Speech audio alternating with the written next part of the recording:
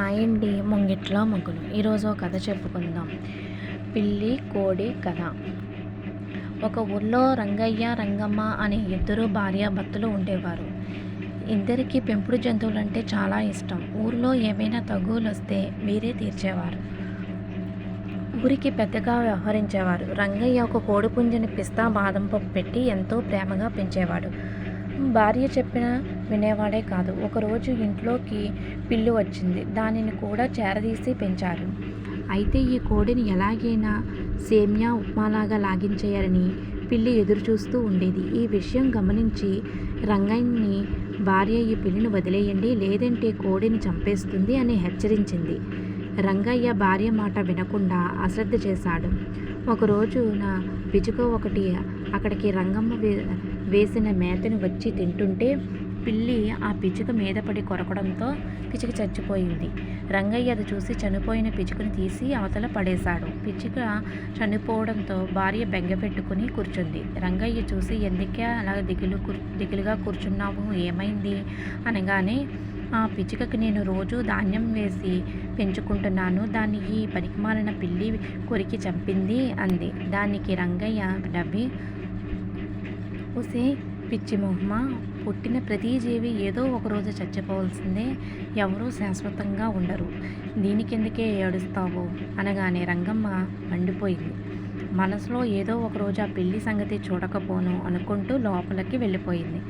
ఆ మర్నాడు ఎంతో ప్రేమగా జీడిపప్పు, బాదం పప్పు, పిస్తా పప్పు వేసి పెంచుతుంటే దిట్టంగా పుష్టిగా పెరిగిన కోడిని తినేయాలని కాచుకుని కూర్చుంది పిల్లి. రంగయ్య చూస్తూ ఉండగానే కచక్మని కొరికింది. అది చూసి రంగయ్య కోపంతో చేతిలో ఉన్న దుడ్డుకర్ర తీసుకుని పిల్లి మీదికి విసిరాడు. అది కాస్త గురి తప్పి కొన ఊపిరితో ఉన్న కోడికి తగలగా ఆ దెబ్బకి కోడి చచ్చింది. ఇక చూడండి, ఒకటే ఏడుపు. ఏదో ప్రేమగా పెంచుకున్న నా కోడి, దానికి పెట్టాను జీడిపప్పు పకోడీ, ఆ పిల్లి కొరికేసింది బూడిది. అయ్యో అయ్యో కుయ్యో మొర్రో అంటూ దీర్ఘాలు తీస్తుంటే లోపల ఎక్కడో ఉన్న భార్య విని ఏం జరిగింది, ఆ దీర్ఘాలేంటో అనుకుంటూ అక్కడికి వచ్చింది. రంగయ్య ఏడుస్తుండగా చూస్తుంటే నా కోడిని అది పిల్లి చంపేసింది అనగానే రంగమ్మ పక్కపక్క నవ్వి, పోనివ్వండి, ఇప్పుడెందుకు ఏడుస్తున్నారు, నా పిచుక చచ్చిపోతే ఏడవలేదే అంటూ మనసులో సంతోషంతో పైకి కొంచెం బాధగా అడిగింది.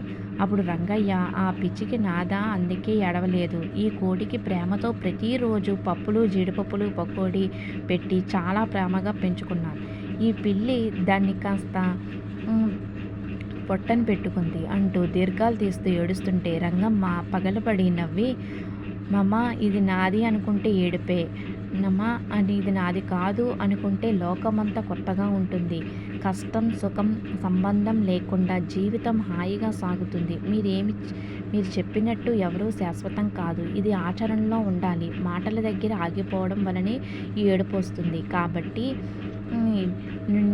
దేని మీద అతిగా ప్రేమ పెంచుకోవద్దు, మనం దేనినైనా పెంచుతాం, ఏదైనా పెడుతున్నామంటే అది రుణానుబంధం మాత్రమే, రుణం తీరగానే ఎవరికీ సంబంధం ఉండదు, ఎక్కడి నుండి వస్తే అక్కడికి వెళ్ళిపోవాల్సింది, ఇదే జీవిత సత్యం, జీవిత పరమార్థం అని చెప్పి లోపలికి వెళ్ళిపోయింది.